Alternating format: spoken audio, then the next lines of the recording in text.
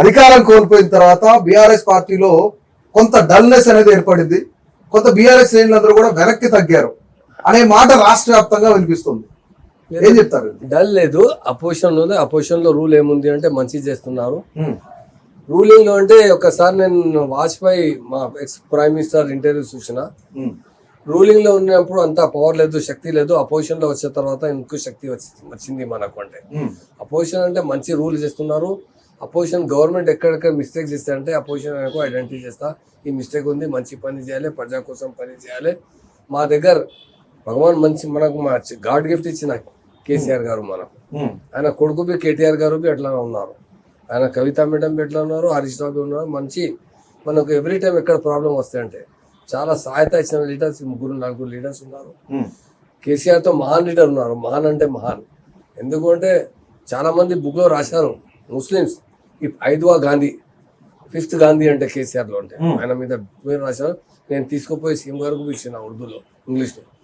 కేసీఆర్ చాలా కష్టపడి ఏ party form అయింది ఈ రోజు ఇండియాలో పవర్ కోసం ఫామ్ అయింది.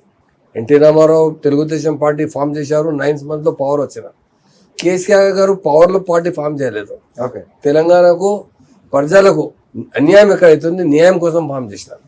తెలంగాణలో రెవెన్యూ బాగా ఉంది, మొత్తం తీసుకుపోయి ఆంధ్రాలో ఖర్చు చేశారు. ఇంతకుముందు చిన్నారెడ్డి గారు 69లో మూవ్మెంట్ చేశారు. చాలా 400 పిల్లలు చనిపోయినా కేసీఆర్ గారు 2001 ముందు డిప్యూటీ స్పీకర్ ఉన్నారు, మా ట్రాన్స్పోర్ట్ మినిస్టర్ ఉన్నారు. అసెంబ్లీలో ఆయన క్వశ్చన్ చేశారు మా తెలంగాణ బడ్జెట్ కోసం. సో ఇప్పుడు బీఆర్ఎస్ ని ఫామ్ చేసిందే తెలంగాణ ప్రజల కోసం అంటారు ఓన్లీ. కానీ ఇక్కడ తెలంగాణలో చాలా మంది ప్రజానికం at the same time Congress party నాయకులు కూడా చెప్తారు బీఆర్ఎస్ పార్టీని టీఆర్ఎస్ పార్టీని ఫామ్ చేసింది కేవలం కల్వకుంట్ల కుటుంబం కోసం మాత్రమే చెప్తున్నారు. ఏ గలత్ ఉంది? ఎవరి కుటుంబం? రాజీవ్ గాంధీ ఎవరిది కుటుంబం? రాహుల్ గాంధీ ఎవరిది కుటుంబం? ప్రియాంకా గాంధీ ఎవరిది కుటుంబం? బిజినెస్ నేను డైరీ ఫామ్ చేస్తున్నారు, మా కొడుకు డైరీ ఫామ్ చేస్తున్నారు, డాక్టర్ కొడుకు డాక్టర్ అవుతున్నారు. చాలా ఇండియాలో చాలా లీడర్స్ ఉన్నారు. కొడుకు బి లీడర్ ఉన్నారు. ఫారూక్ అబ్దుల్లా కాశ్మీర్లోను ఆయన కొడుకు లీడర్ ఉన్నారు. లీడర్ కొడుకు లీడర్ అవుతున్నారు.